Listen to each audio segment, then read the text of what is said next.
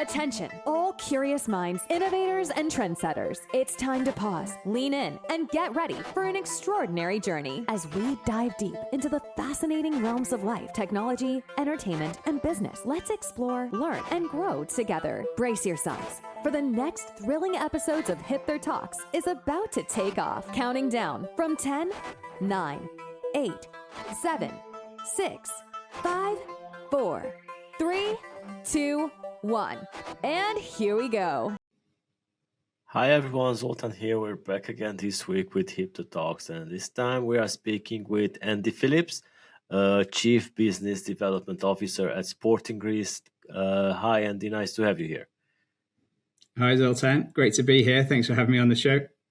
We are honored to have you here because when creating the questions, I have looked up your company and I'm very interested about what you guys do. So we have this tradition here that we like to give the opportunity for our guests to say a few words about themselves in their own words. So Andy, could you fill in the blanks and let us know who our audience is dealing with today? Sporting Risk is a supplier to the sportsbook industry. We've been around in the current sort of form for about 4 years. Prior to that, the team were together as a betting syndicate, so betting professionally, and built up a very strong data science team, lots of very strong models and IP. And I joined in 2023 with a background on supplier side, having worked at Genius Sports and Nasdaq and various startups. I joined to take that IP and bring it to market and find use cases for it for operators. So that's what we've been doing for the last 3 years, and it's been going really well. All right, good to hear. How come you switched from Nasdaq, from this awesome? I know we had some speakers in the past from Nasdaq, but it's interesting to see how you came from a different industry to the gaming industry. Well, I was actually working in sports betting for Nasdaq, believe it or not. So It was a really interesting time, but I think this industry is it's more enjoyable to be in this industry and work for a fast-moving startup than a bigger, slower,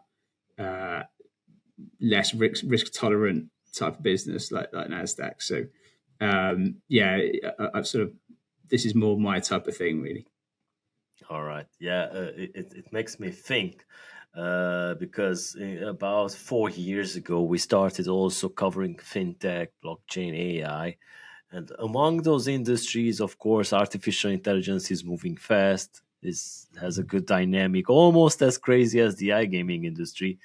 But somehow the fintech and the blockchain are lacking. Since we meet around 1,000 people per year at our conferences, I can say that the iGaming is the place to be. This is where the fun happens. And like you said, it's much more enjoyable to be working in this industry. So what's the single biggest structural shift in sports betting that you have seen over the past, let's say, maybe 5 years? Yeah, so I mean, for us, and this is why we're sort of dedicating our business to this part of the industry. It's BetBuilder, same game parlay, player props, and that part of the sportsbook product, which might not sound like, to a lot of people, they'd say, well, that's not the last 5 years, that's like the last 10 years. But what we see is that most sportsbooks are still not really doing a great job of that side of things, right? So there's still so much scope to improve that. So yeah, a lot of operators now offer BetBuilder, they've sort of ticked the box, but it's not the core driver of the revenue like it would be for the biggest brands in the industry who are doing it, who execute it perfectly, and they've still got scope to grow as well. So that's our focus, and that's where I think the biggest opportunities are in this industry currently. All right. So are we now in a margin optimization era rather than an expansion era? What's your take on this? Because it seems that more companies are focusing on optimizing rather than maybe, let's say, innovating? Yeah, so I mean, some of the biggest markets have slowed down in terms of just the wider market growing. So whether it's UK or maybe US to an extent now, even Brazil, Yeah. the growth in user base maybe isn't quite the same in terms of the market growing, and so you are essentially as an operator fighting for more share of wallet amongst that customer base. So whether it's competing with other things they could be doing with their spare time, or your existing competitors that you'd be able to name, other sports operators in the market, that's the fight now. Essentially, is just share a wallet.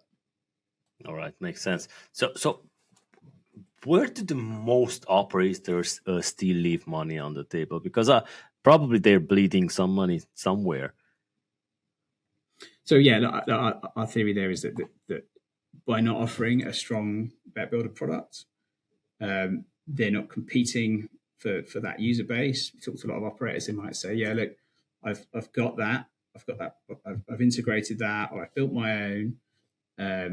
But when we go to the site, we see that it's not comparable to a Bet365 offering or Flutter offering. It doesn't have the same number of player markets. It doesn't have cash out. It doesn't have in play.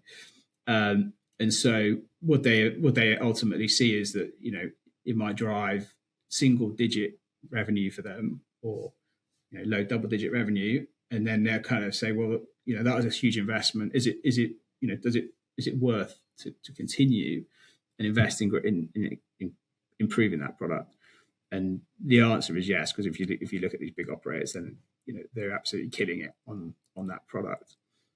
All right. So from the press releases that we covered, that we know that BetBuilder and SGP are now the core revenue drivers, right? So could you explain from a modeling perspective what makes them so powerful commercially? Because you mentioned that, these are like 10 years old technology, and they're still doing good. Yeah, I guess like the complexity with the modeling is when you start adding in lots of player markets, it gets exponentially harder, because when you're at team level, there are only 2 teams in the game, and you're not dealing with such great numbers. But once you start adding in player markets and player statistics markets, like player passes and tackles and all these sorts of things, and you get sort of funny correlations between them. So you might have player fouls won and player fouls conceded, which would be easy to model at team level to an extent, but then you have to do like Vinicius Junior plays, and whoever he plays against invariably gets booked. So you've got to consider those sorts of correlations as well. So it becomes very complex from a product perspective, from a modeling perspective, and then I guess that's what sort of makes it commercially relevant, is that there's scarcity, right? You don't have that same quality of product at every operator. So the operators who don't have it are fighting for people who are prepared to bet in the old way, right? Team versus team, single bets or ACCAs, and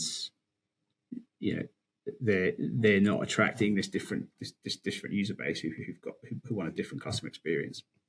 All right. So yeah, like you said, the correlation modeling is very complex. And my question would be about how sophisticated are the most operators out there, and are they really focusing on this?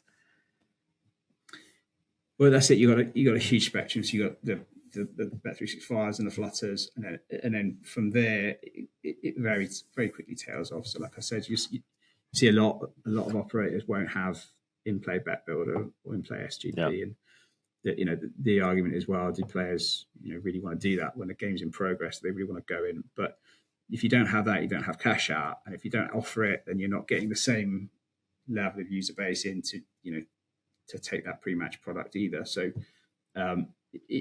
it's about sort of layering on all these product improvements, and making sure that you can compete with the top operators. All right. Is there still edge in BetBuilder pricing, or has it been commoditized?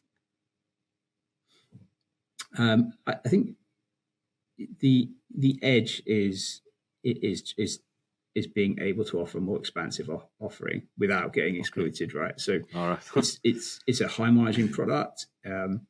If you're losing money, you're doing something very wrong.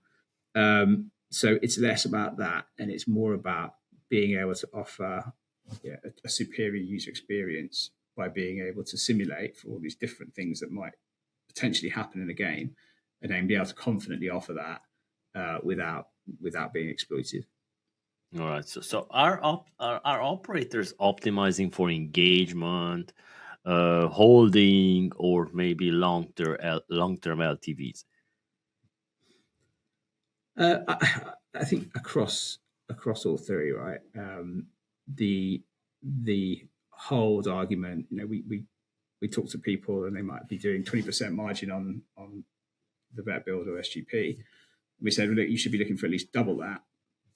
And then the response might be, well, that's taking too much off the customer. That customer don't want to lose to that extent, and that would be my sort of first instinct as well. But it's just a very different customer base and a very different kind of, I guess, attitude from the customer. They want to be entertained. They want to have a sort of an engaging product that allows them control and to make random combinations and be able to talk about it and whatever else. So we are optimizing for margin.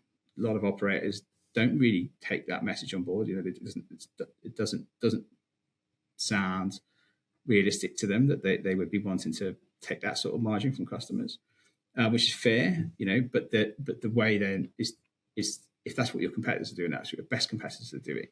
The way to keep customers happy is to give them the value back through other means. So whether you give them boosts or bonuses or free bets or whatever, to keep that sort of that customer engaged. All right. So we talked about in the past week on many new frontiers like hyper personalization, AI generated anything, real-time data or stream data. What I'm interested about from your perspective, what is the next frontier? So you can only pick one out of these three: hyper personalized SGPs, AI generated combinations, or real-time dynamic repricing. Which one would you pick? And maybe point out why. Or if you want to pick all three, let me know.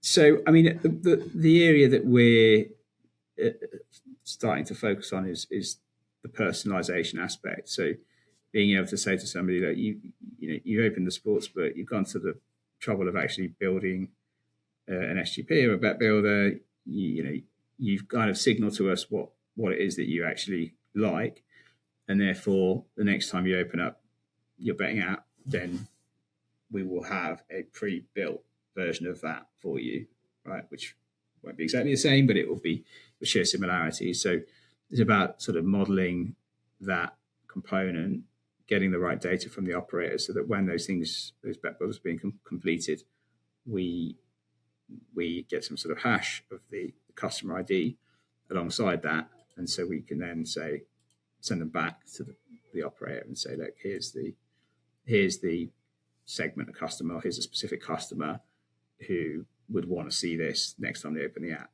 And then there's a bit of work for the operator to do to ensure that that's capable. But from there on, they've got the tools to be able to do that. All right. So does sharper modeling actually increase profit, or is just like a reduction of the catastrophic exposure? So it does sort of tend to increase profit on the basis that you are essentially giving the customer the ability to combine more things. So they build longer BetBuilders or more combinations, and then that is what ultimately leads to much higher hold. If they only have a few markets to be able to choose from, then their average number of legs in the bet builder will be much lower, and margin will be then lower consequently. But obviously, with these things, there is potential for a catastrophe. We've never had anything like that happen, but if you are putting these prices out without oversight, without having thoroughly tested these things, I could imagine there is risk for that for sure. All right, so let's also talk about player props, because it seems that player props are exploding from what I've read. So what actually drives margin here? A few things. I mean, one is like the player props themselves. So it seems that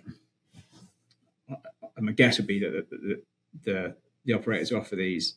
They're very intricate. There's a lot of them. There's a lot of scale, and so you end up with a lot of markets to manage, and it's complicated. There's not necessarily a strong market price that you can go off.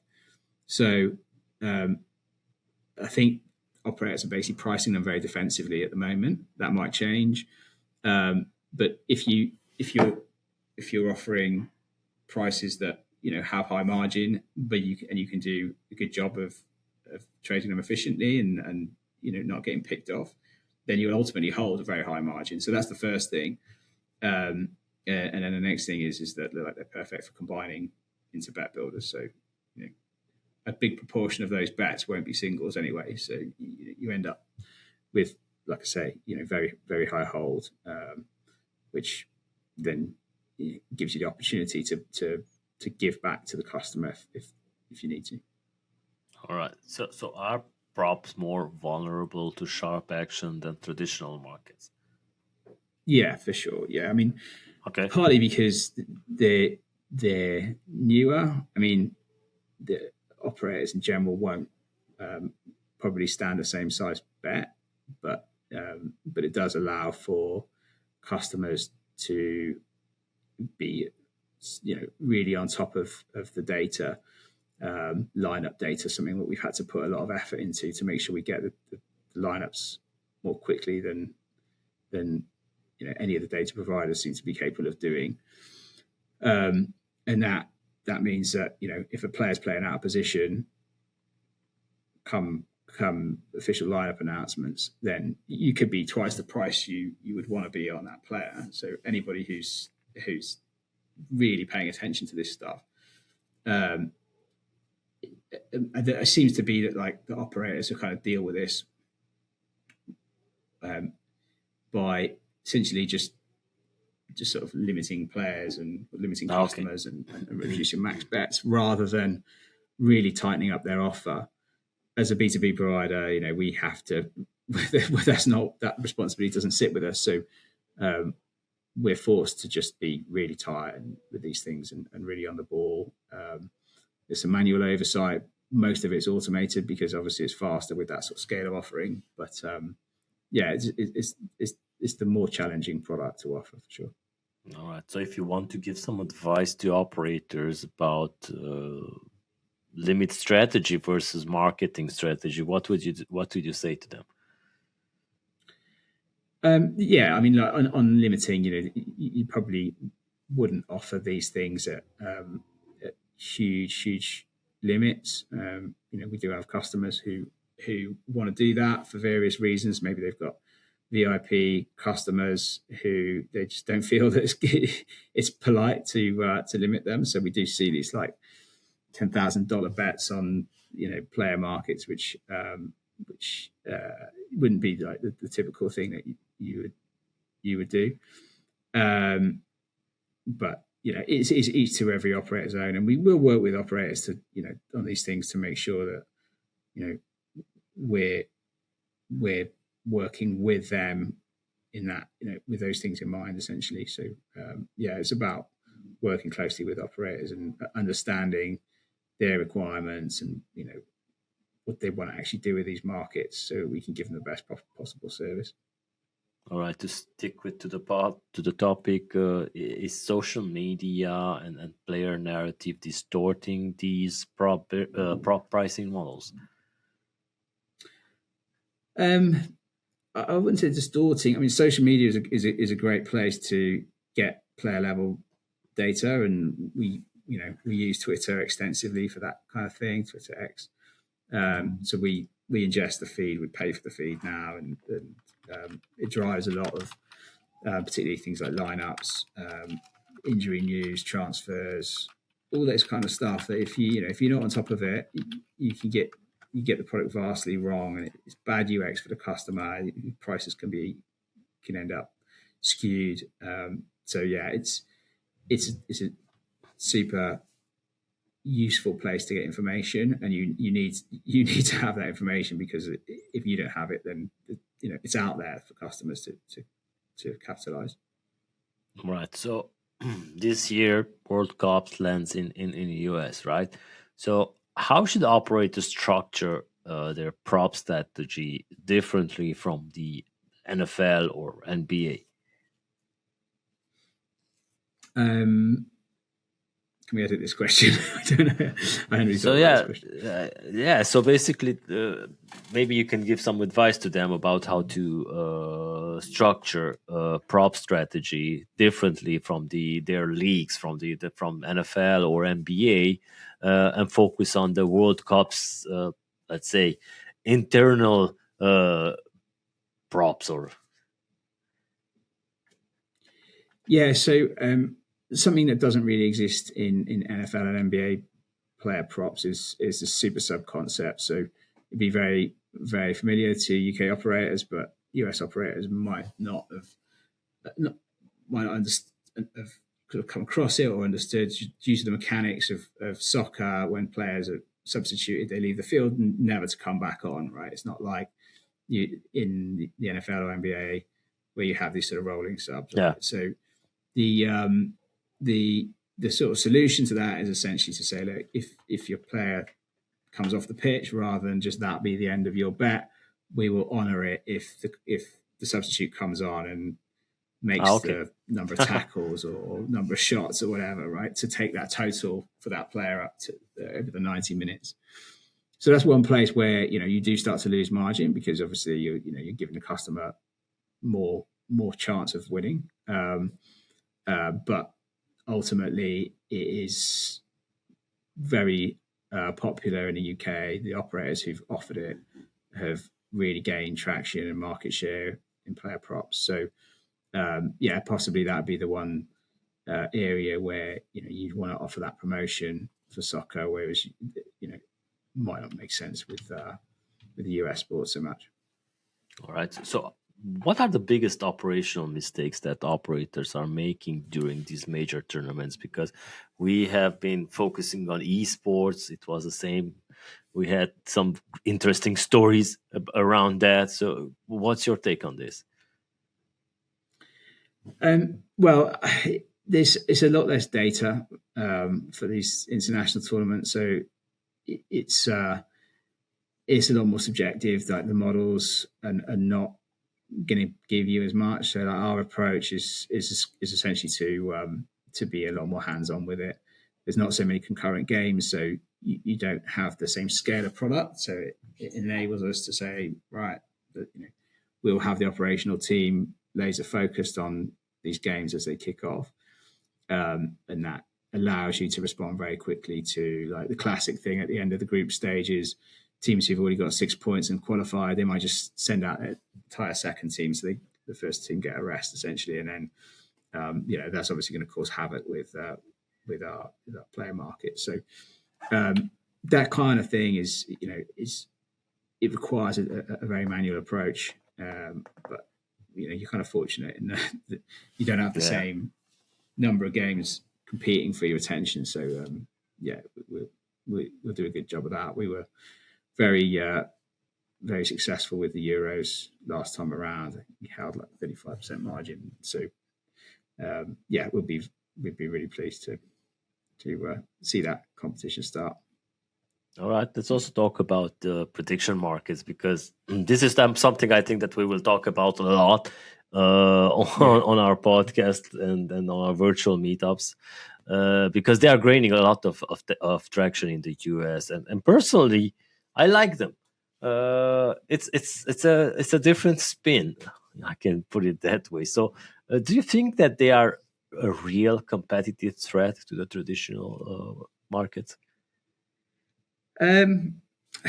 Yes and no. I mean, not in. I don't think they're going to be a huge threat to the established operators in the markets where they're regulated, right? So, specifically the US, right? I don't think that FanDuel or DraftKings will lose much to them in New Jersey. Yeah, there was an interesting. No, there was actually an interesting thought about this from on one of our virtual meetups, that during the Super Bowl they actually were quite close.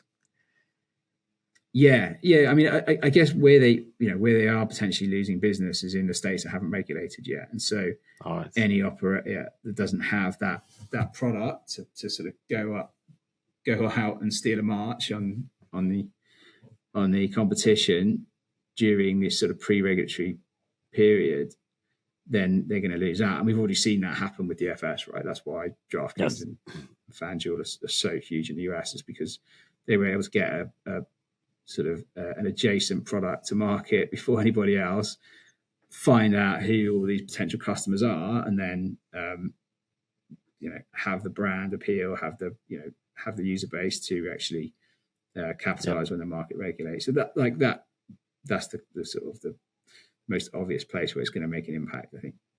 All right. So structurally, how different are they from traditional sports risk models, especially?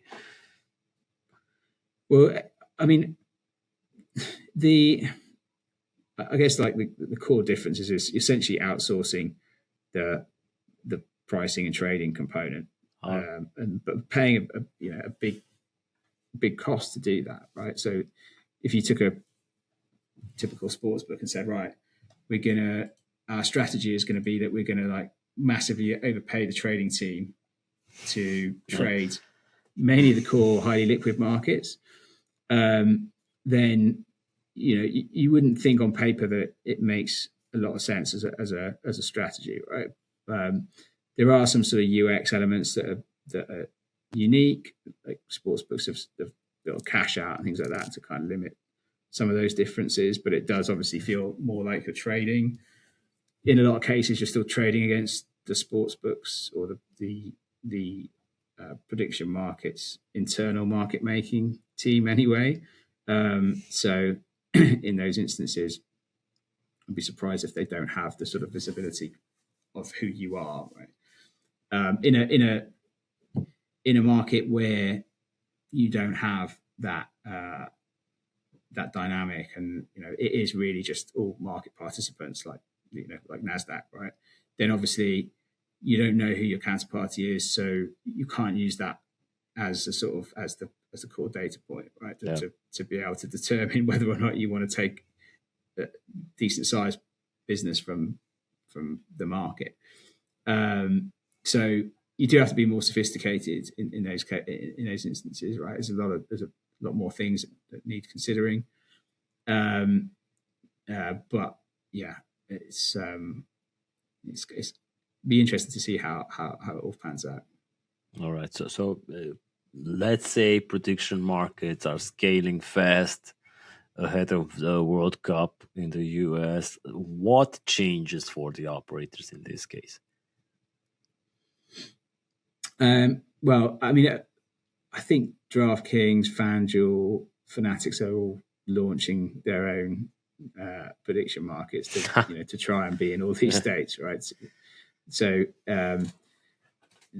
things are already changing, right, for these guys. They're already putting significant attention, capital into building out their own versions of these products.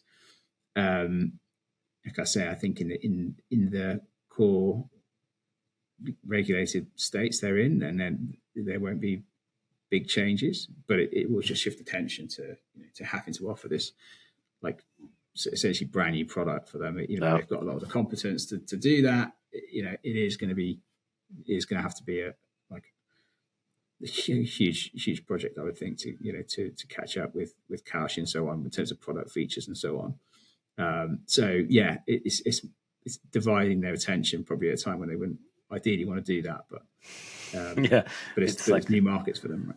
It's a slap for them. Wake up now. We have a competitor. It's not like the old days, like they need to really innovate. So could sportsbooks adopt this exchange style or prediction style mechanics? Yeah, I mean, like I say, many of them are. There's sort of. I mean, will this be just a wave that passes by, or is it something that would stick?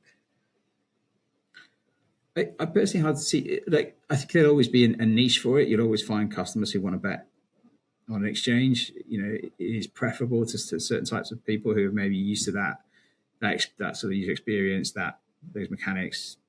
Maybe they trade as their day job, or whatever. Maybe they work in finance. So there's obviously appeal in the UK. It's sort of been single digit market share for a long time via Betfair. So yeah, I mean, there's obviously huge investment gone into these companies now. So they've got a lot of money to go and innovate, and so it's hard to bet against that. If it is sort of from people, I think a lot of people who are in the industry a long time feel like they've seen it all before. But that's the attitude you take, then that's when you get disrupted, right? When you think there's nothing new under the sun, and things have to be the way they are. It might just be that the timing is there now. The US market is more sort of, I guess, more open to that kind of product, right? So they'll get a bigger foothold. They will be bringing on customers in all these states where the typical OSB is not regulated. So the user habits will form, the brands will form, and it's going to be interesting to see how it all plays out. All right. So do you think that the prediction markets offer a better capital efficiency rather than the traditional sports book? I guess, like, for who it really is, like for the customer, not so much. I don't think. It seems that they lose money at a faster rate. The pricing is slightly sharper. They get less by way of bonuses and so on, because the operator itself can't afford that sort of level of generosity. For the operator, yes, potentially, because they are essentially just bringing market participants together, but unlike in finance and so on, you really have to market the product. You have to find these people who want to do that. So if you're not taking the lion's share of the losing revenue, then it's quite hard to make that sustainable. And that's the conversation that is taking place in a lot of podcasts and so on right now. Right? People are debating whether or not it's realistic that they can keep customers coming back. So they've got to just take that capital they've got now and just find ways to innovate and make the product more sticky and more interesting. Some of this novelty stuff, like political betting, it's not really new, but maybe at scale they're offering it is. But like, I don't know if people want to lose money on that long term. If people really want to. Particularly with the potential for insider trading and so on. It's interesting. It does seem like it's yeah. All right. So in 3 years, what would separate the winners from the mere mortals? Let's put it that way.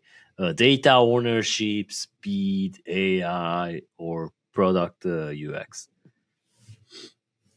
So if we go down, so data ownership, I mean, I don't think it's very realistic that operators own the sort of like the sports data value chain, if that makes sense. So I don't think that's what, but data ownership from the perspective of like the customer is huge, right? So the operators who've got the biggest user bases now are going to have the most customer data to be able to train all these AI models on, right? Which comes back to your one of the other points, whether it's AI. I think like AI is like it's a tool.